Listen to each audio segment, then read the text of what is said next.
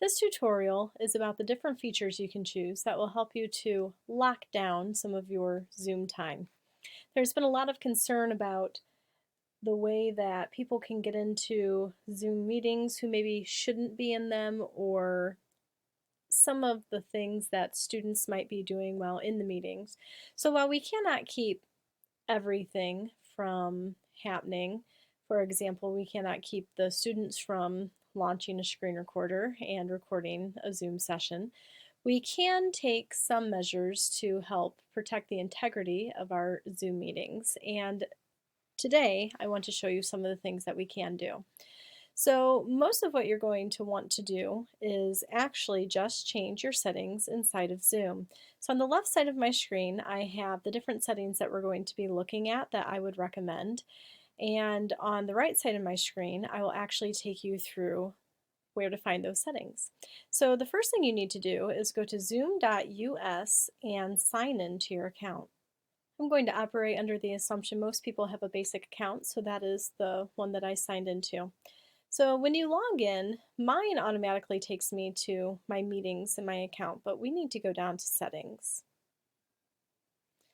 So we're going to scroll through and we're going to find some settings that you might want to look at considering for locking down your sessions a little bit and talk about what it is that they might mean. So the first thing we're going to look for is join before host. So turning join before host off means that participants cannot join the meeting before the host arrives. The screen on the left is a meeting that I have launched. The screen on the right is the same meeting code that my good friend Princess Anna would like to join. So usually we launch a meeting and whoever's interested or that we've invited gets to join. And voila, they're there. Hi, Anna. Hello, I'm so excited. But let's say you're running a moment or two late, or you want to make sure that nobody is sitting in your room talking to one another without you there able to listen to and monitor the conversation. This time when Anna tries to join, before I've launched my meeting, she'll receive this message saying she needs to wait for me to start the meeting. Aw, man! The next 4 settings all involve passwording. So you can have passwords be one of the parameters that you set for somebody to join a meeting. So if we keep scrolling down, we're going to see require password when scheduling new meetings. This means that anytime you schedule a meeting up here in your meeting scheduler, a password will be generated that you're going to have to share with your participants.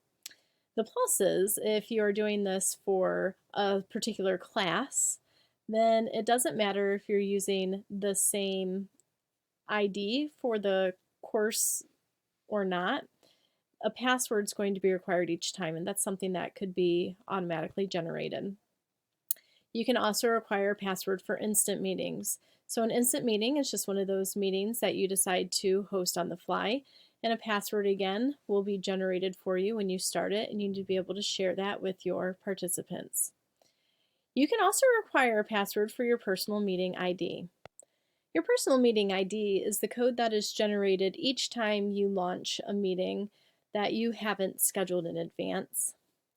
And with this one, I would not recommend that you choose only meetings with join before host is enabled, because if you're a teacher and you're going to have students, you don't want join before host to be enabled, or else your kids can just congregate in your room whenever they want to, doing whatever they want to.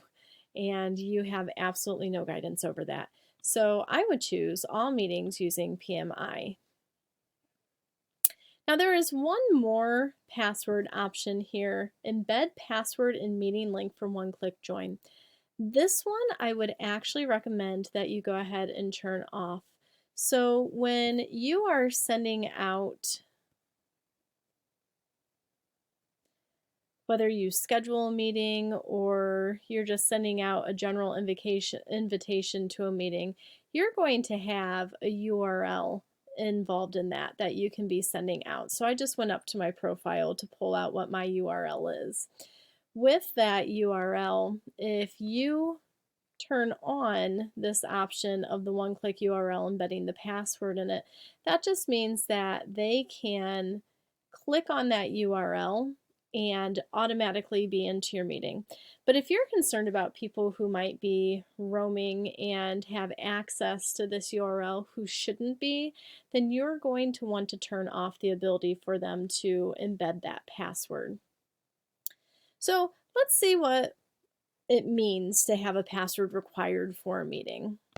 Now, after doing a little testing and trying to get my new meeting to launch and have a passcode, but not finding it doing what I thought it would, I realized that because I have the Zoom client downloaded, when I'm in this window, I have to go to New Meeting, find that PMI, go to the settings inside the client, and also turn on Require Meeting Password. And here I can actually manage what that password is going to be. Obviously, you should choose something stronger than the word password, but for the purposes of this demonstration, that is what we're going to choose.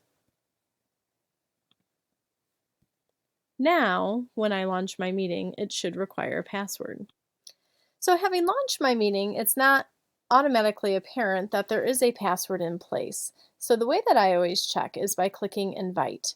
When you click Invite, you'll know there's a password because at the bottom right of the screen it says Meeting Password, and then it tells you what your password is. So let's try to get our friend Princess Anna back into our Zoom. She has everything clicked in. She's going to click Join. And now she's prompted to put in the meeting password before she's allowed in.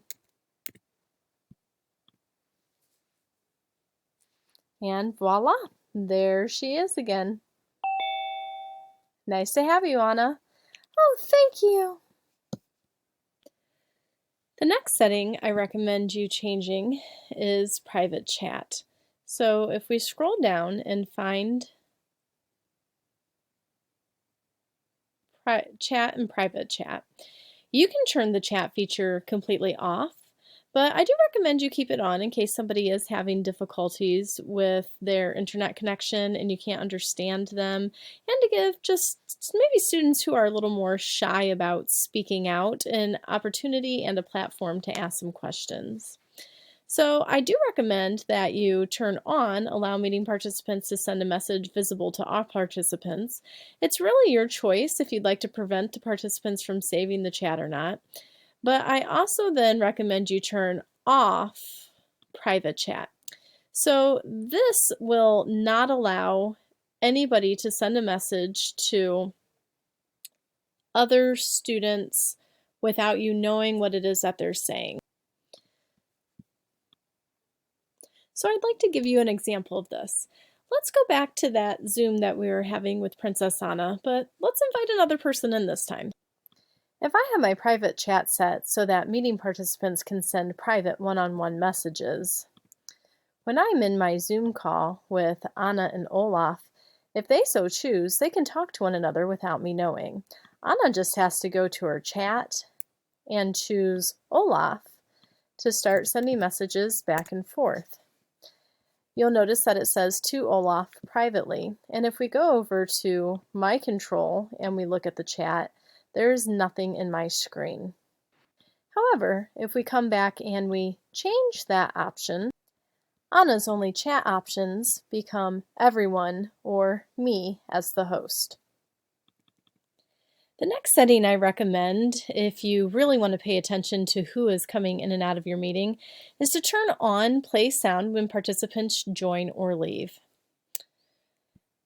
So if you notice the ding-dong sound that sounded like a bell as Anna and Olaf were coming in and out, that was the sound that is played. And you can have it so that it's heard by the host and all attendees, or just heard by you even. So that's not a sound I'm going to demonstrate for you, as I think you've heard it enough. So the next couple of options that we're going to talk about are kind of classroom management techniques. The first one is allow the host to put the attendee on hold. So when you turn this particular option on, this means that you're allowed to actually remove somebody from your meeting if you'd like to. So let's go back to Anna and Olaf again. So we all know that sometimes Anna gets a little bit into one of her moods. Wait, what? Crazy? You didn't say I was crazy. You think I'm crazy? And this might mean that we would all benefit from her stepping out for a minute. Easy peasy. All you need to do is go to Manage Participants, find Anna's name, click More, and put her on hold. That means that you and Olaf can just hang out while Anna goes back to the waiting room. Now, once you've decided that Anna has calmed down enough to be able to rejoin you, go back to Manage Participants and simply take her off of hold, and she can join you once again. Now, on our list, the next ones are about screen sharing. So as we scroll down looking at our options here, this is just a recommendation, but I would recommend that you do allow your participants, even if they're students, to share their screen, just because they might need to be able to show you something that they're working on. So I would recommend all participants, but I would say that only the host can start sharing when someone else is sharing, because that'll keep your students from maybe butting in over one another or even you, and help encourage a dialogue. Now, with what we just did with allowing the host to put the attendee on hold, the next one is to allow removed participants to rejoin. So if you did have to ask somebody to be removed, it is going to allow them to come back in. So I would allow that because you have enough other things in place to be able to control who's coming in and off. And another option that you might not realize is here is far in camera control. This allows another user to actually take control of your camera during a meeting. Definitely turn that one off. And the final feature that I'd like to recommend to help kind of lock down your Zoom is to turn on your waiting room. So if you remember that screen that Anna came to when we put her on hold, this is essentially what the waiting room is going to do. This keeps your attendees from joining a meeting until they're actually invited individually from the waiting room. And this will be the last thing that I show you. So let's go back to that Zoom session that we're having with Anna and Olaf. I actually had some difficulty getting the waiting room to work with my basic account, so I did sign into my pro, and there was a difference that I wanted to show you. That the help manual also says this should pop up when you turn on the waiting room. You should be able to decide who gets to be placed in the waiting room, and I would choose all participants. So I do want to show you what this looks like, and it should work still on the basic account. So we have signed back in with Anna, and as you can see, she has a please wait, the meeting host will let you in soon notice. And we have a pop-up window saying that Anna has entered the waiting room for this meeting, and I can admit her. So that covers a lot of the ways that you can work on locking down Zoom. And I hope that this is something that you find helpful as you continue to work with your students. And in the meantime, if something does happen that you don't expect, hopefully it's minor enough that you can simply... In the meantime, thank you for your time, and we wish you the best. Goodbye!